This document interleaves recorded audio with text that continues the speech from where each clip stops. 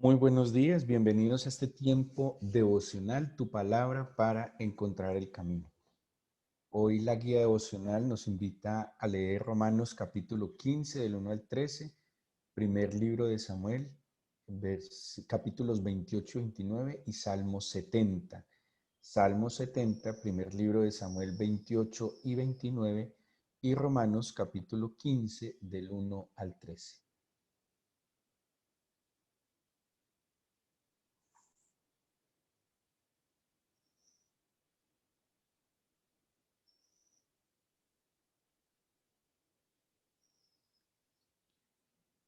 Y les invito para que nos ubiquemos en nuestras Biblias en el capítulo 15 de la epístola a los Romanos. Pablo, en este capítulo 15 nos deja ver un poco más claro uno de los propósitos que tenía de, de la carta a los Romanos. Como hemos hablado, Pablo no inició, no es el fundador, no es el apóstol eh, del- de, la, de la iglesia de Roma, no la había visitado, pero él tenía un propósito que iba más allá de ir a la iglesia de Roma. Y el versículo 20, para que entendamos un poco mejor el propósito, el versículo 20 del capítulo 15 dice, y de esta manera me esforcé a predicar el Evangelio no donde Cristo ya hubiese sido nombrado, para no edificar sobre fundamento ajeno, sino, como está escrito, aquellos a quienes nunca les fue anunciado acerca de él, verán, y los que nunca han oído de él, entenderán. Y de aquí en adelante, Pablo va a explicar en sí cuál es uno de sus propósitos de visitar la iglesia de Roma. O sea, ya está claramente, al principio les dice que les quiere compartir algunos dones, que les quiere transmitir algunas verdades que el Señor le ha dado a Pablo en su camino en el Evangelio, pero el propósito de Pablo no es, como dice acá, eh, edificar sobre un fundamento ajeno, ¿sí?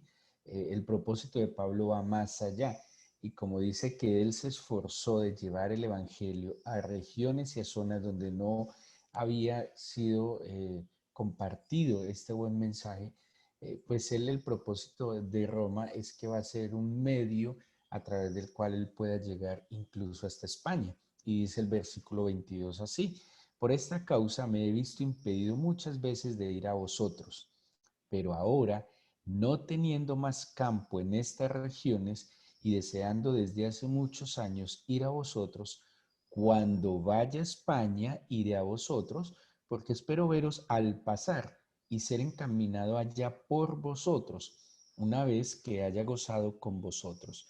Mas ahora voy a Jerusalén para ministrar a los santos, porque Macedonia y Acaya tuvieron a bien hacer una ofrenda para los pobres que hay entre los santos que están en Jerusalén, pues les pareció bueno y son deudores a ellos, porque si los gentiles han sido hechos participantes de sus bienes espirituales, deben también ellos ministrarles de los materiales. Pablo había recogido una ofrenda, que eso lo explica en la carta a los Corintios, y también está en Hechos. Había recogido una ofrenda para ayudar a la iglesia de Jerusalén, que era una iglesia que estaba padeciendo mucha necesidad. Jerusalén estaba en medio de una revolución, Jerusalén estaba en medio de un caos, porque se estaban levantando grupos extremistas judíos en contra de los romanos, y pues esto estaba trayendo, como siempre, quien sufre es el pueblo, pues las personas, las familias, los niños, los jóvenes, y la iglesia particularmente está teniendo muchas necesidades. Pablo entonces había recogido unas ofrendas, unas donaciones para ayudar a los habitantes de Jerusalén, y le está diciendo a los romanos, voy a ir a hacer esta tarea a Jerusalén y después mi propósito es ir a España, pero que hay un detalle, dice que quiero, anhelo que ustedes me encaminen. Pablo de alguna manera pretende apalancarse, eh, y algunos comentaristas dicen que literalmente Pablo que necesitaba ser financiado por la iglesia de Roma para poder llevar el Evangelio a España. porque él tenía un propósito que iba más allá de edificar sobre un fundamento ajeno, y era llevar el Evangelio donde no había sido llevado. Así entonces, él les dice, les manda esta carta como la preparación del camino que él está recorriendo. Así que Roma no era para Pablo el fin, no era para Pablo su objetivo, sino más bien el medio a través del cual podía llevar el Evangelio a una región mucho más lejana que era España. De hecho, España, el significado de la palabra España, tengo entendido que tiene que ver con algo lejano en hebreo. Y, y vemos entonces a Pablo tiene como de su programa, su proyecto, su derrotero, una bitácora muy clara en el propósito que el Señor le ha establecido. Pero quisiera hoy centrarme en dos versículos dentro de lo que Pablo le está diciendo a los romanos. Y en nuestras Biblias, el versículo 7 seguramente tiene un subtítulo que dice el Evangelio a los gentiles. Pablo reconoce que Dios le ha escogido, le ha llamado, le ha formado y le ha establecido como apóstol a los gentiles. Aunque él tenía un modo de evangelizar, él primero llegaba a las sinagogas, primero llegaba a los judíos, eh, tenía como ese deber moral y nacional de ir al pueblo de Israel a anunciar el Evangelio, y de allí, pues cuando generalmente era rechazado, empezaba en las plazas públicas a anunciar el Evangelio a las demás gentes, a los pueblos que no eran judíos. Y bueno, aquí viene, Pablo está corroborando, como argumentando su ministerio también con lo que está en el Antiguo Testamento, pero quiero centrarme en estos dos versículos. Le dice Pablo a los romanos: y el Dios de esperanza os llene de todo gozo y paz en el creer, para que abundéis en esperanza por el poder del Espíritu Santo. Pero estoy seguro de vosotros, hermanos míos, de que vosotros mismos estáis llenos de bondad, llenos de todo conocimiento, de tal manera que podéis amonestaros los unos a los otros. Y, y aquí hay algo, y hay una palabra muy importante que es esperanza. La palabra esperanza, el griego elpis, y quiere decir esperar con anhelo, esperar con confianza, tener expectativa, y no una expectativa de que algo malo va a pasar. Eso es más bien angustia, eso es más bien miedos, eso es más bien eh, zozobra, pero la esperanza es la expectativa de que algo bueno va a pasar. Es la esperanza, es la capacidad de esperar con un anhelo ferviente, confiado y tranquilo.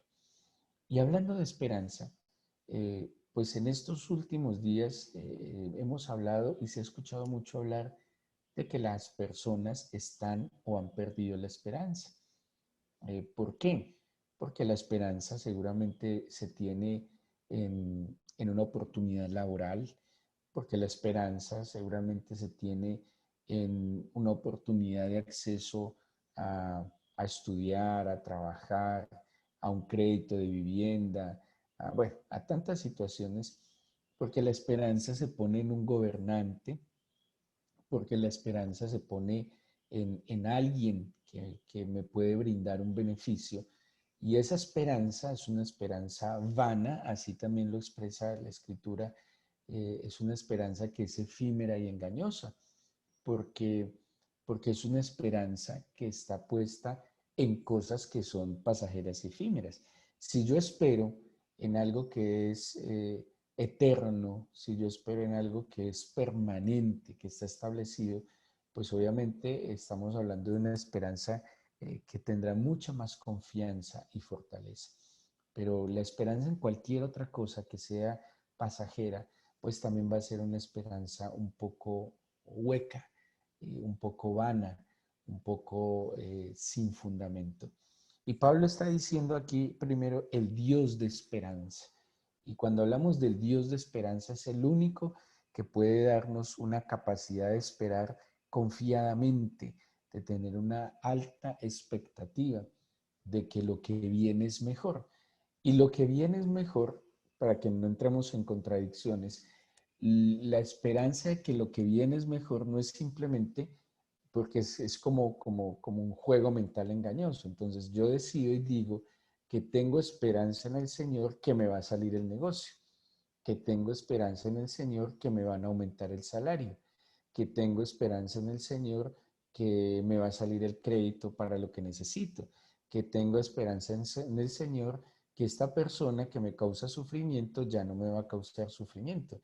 Entonces mire que ese es un juego mental muy peligroso porque lo único que cambió fue que metimos al Señor allí, por lo menos de labios, pero la esperanza sigue estando en el trabajo, en la oportunidad, en el dinero, en una persona, pero ¿dónde está la esperanza en el Señor? Cuando de verdad vamos a ver qué es lo que trae la esperanza en el Señor, que aquí Pablo mismo lo dice, entre otras cosas.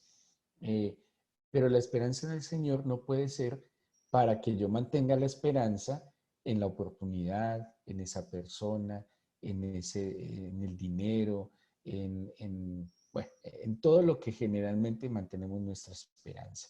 Dice, el Dios de esperanza nos va a llenar de algo que solo puede traer el Dios de esperanza, y es gozo y paz, pero ojo, en Él creer. O sea que ese Dios de esperanza, cuando nosotros podemos desarrollar, cuando Él nos concede una medida de fe, y es una medida de fe que cada uno procura, aunque la fe es un don de Dios y la fe es un regalo y Dios, el Señor es el autor y el consumador de la fe, o sea que Él la origina, Él la diseña y Él la concede, pues también la Biblia nos enseña que hay una manera para que esa medida de fe aumente. Y dice Romanos 10:17, la fe es por el oír la palabra de Dios. Alguien que no escucha la palabra de Dios, alguien que no va al escrito está, es muy difícil que esa medida de fe se aumente. Es muy difícil que esa convicción profunda y personal aumente. Y cuando esa convicción profunda y personal aumenta, dice que ese creer me va a permitir a mí ser lleno de gozo y de paz. La esperanza que está en el Señor, que la Biblia también dice, la esperanza no avergüenza, la esperanza que está puesta en el eterno Dios. Esa esperanza llena mi corazón de gozo y paz. Miren, dos cosas de las cuales hoy carecemos, de las cuales nuestra sociedad carece. Gozo, que es esa capacidad de mantener, digámoslo así, alegría en medio de las situaciones. Gozo es esa capacidad de poder tener una expresión agradable, alegre, a pesar de situaciones adversas.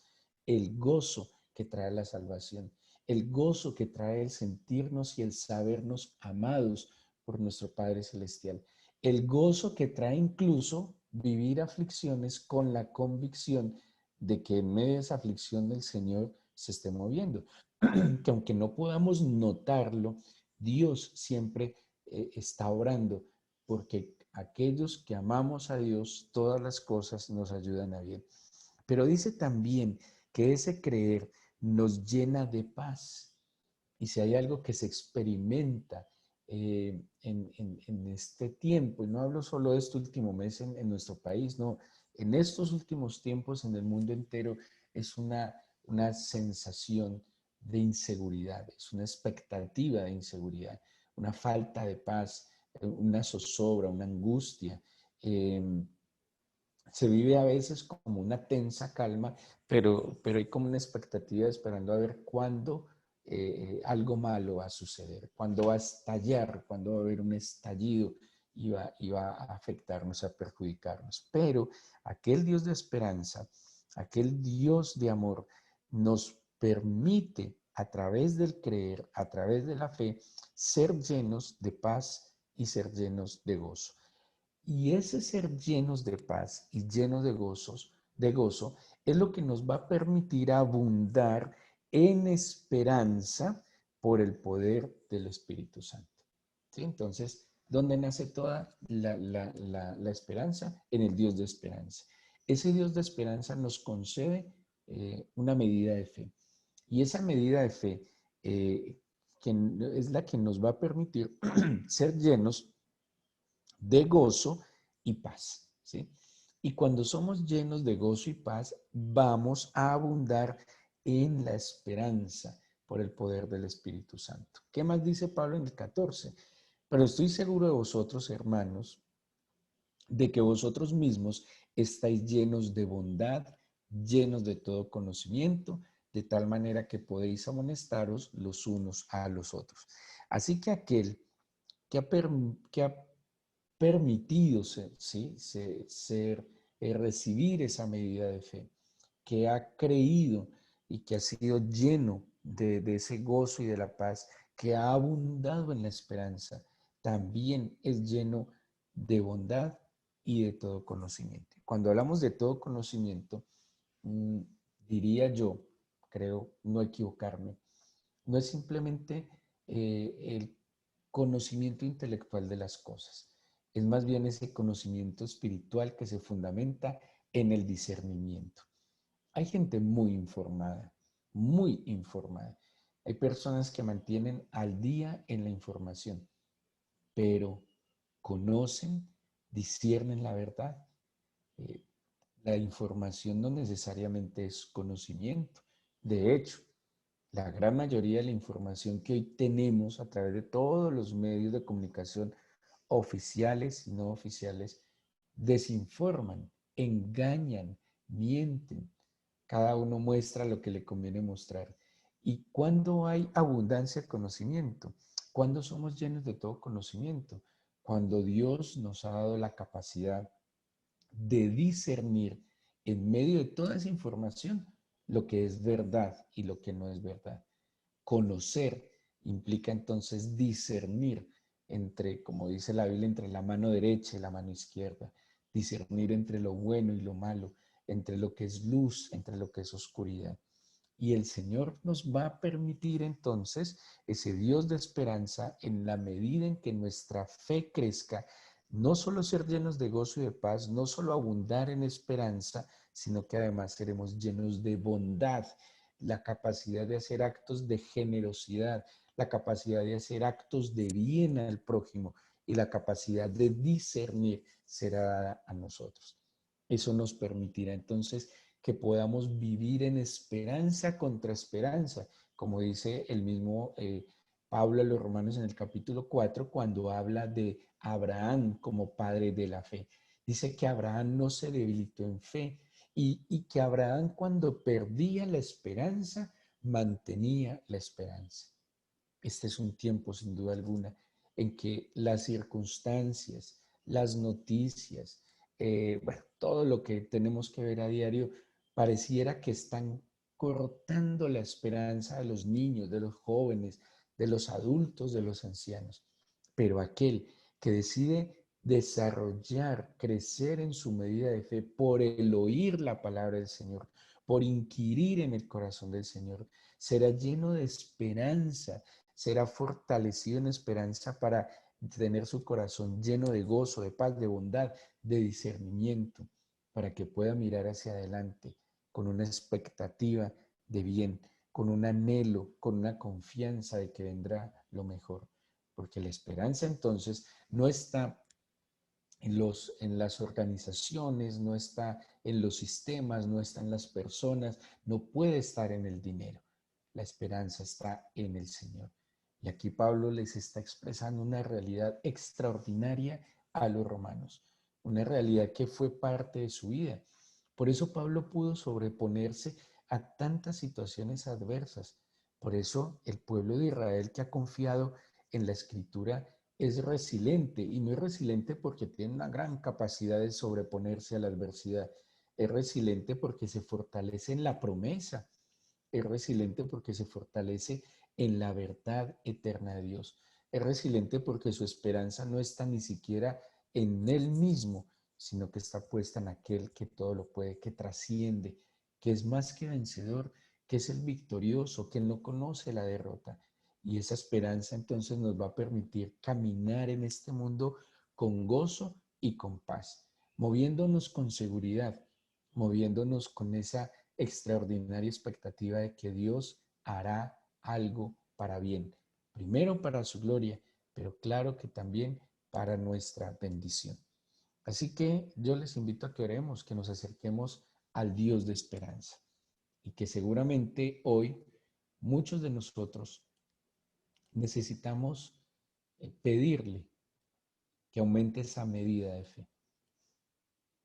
La gran mayoría de los que están hoy conectados o escuchan esta meditación más adelante, todos los días apartan un tiempo y un espacio para ir al escrito está. Dígale al Señor, dígale así, si está escrito, que la fe es por el oír tu palabra. Tú conoces mi esfuerzo diario. Yo creo que la gran mayoría de las personas que se levantan de madrugada les implica un esfuerzo. No es tan fácil. No todo el mundo se levanta eh, con toda la energía. Implica una lucha, implica romper una dinámica, una resistencia. Esté seguro que Dios ve, valora su esfuerzo. Pero si usted de pronto en su corazón siente que no hay esperanza, si usted en su corazón no experimenta el gozo y la paz que viene por el creer, si usted en su corazón incluso, y debe ser humilde y reconocerlo, usted le desea mal y sufrimiento a los que considera que le hacen mal a la sociedad. Si usted es de los que piensa que debería haber pena de muerte, que debería haber castigos severos, que debería haber o que el Señor debería enviar fuego y azufre del cielo y consumir a los malos. Tenemos que ser humildes y considerar que ese no es un corazón que está lleno de bondad, no es un corazón que está lleno de gozo y de paz, sino que se ha dejado minar por la violencia, que se ha dejado afectar por el mal. Y como leíamos ayer, eh, la Biblia nos exhorta a vencer el mal con el bien, no agregarle al mal mi maldad. Así que dígale, Señor, necesito que mi medida de fe crezca y yo me he dispuesto para oír tu palabra. Además de madrugar, escuchar estas meditaciones, yo voy a tu palabra. Y yo te pido humildemente, porque es que no me puedo mover si mi fe, que es firme ancla del alma, no me establece. Agudiza mis sentidos espirituales y que ese creer que crece en mí como una gran semilla, o más bien como una pequeña semilla, pero que crece un gran árbol. Te pido entonces, Señor, que mi corazón, mi alma sea llena de gozo y de paz, y que pueda abundar en esperanza por el poder del Espíritu Santo. Que el creer aplaque, Señor, mi alma, calme mis pensamientos, aclare mis pensamientos, tranquilice mis emociones y permíteme esperar con anhelo, esperar con confianza, esperar tranquilo en ti. Señor, no en un sistema de gobierno, no en un hombre, Señor, no en organizaciones que cuando abren sus labios, por el contrario, muestran que están llenos de ira, de enojo, de envidia, de soberbia. Ahí no está la solución, no está la verdad. Está en ti, Señor. Tú eres el agua viva y eres la esperanza viva. Y yo te pido, por favor, que llenes mi corazón de tu bondad, y que me des discernimiento, que en verdad conozca las cosas como son.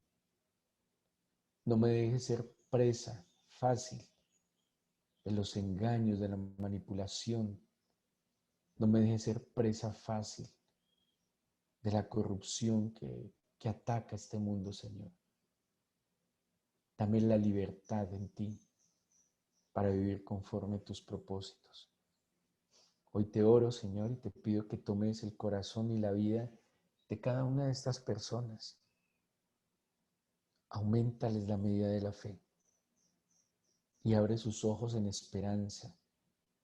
No, Señor, simplemente en que su futuro va a ser como ellos piensan, más bien que nuestro futuro se dé conforme tú lo piensas, que siempre, siempre será mucho mejor. Extiende tu mano de bendición sobre nuestras ciudades, países, sobre nuestras familias. Extiende tu mano de bendición sobre el lugar donde nosotros trabajamos, estudiamos. Extiende tu mano de poder sobre aquellos que están afligidos, enfermos, angustiados. Trae liberación, trae sanidad, trae restauración, Señor. Te lo pedimos en el nombre de Jesús. Amén.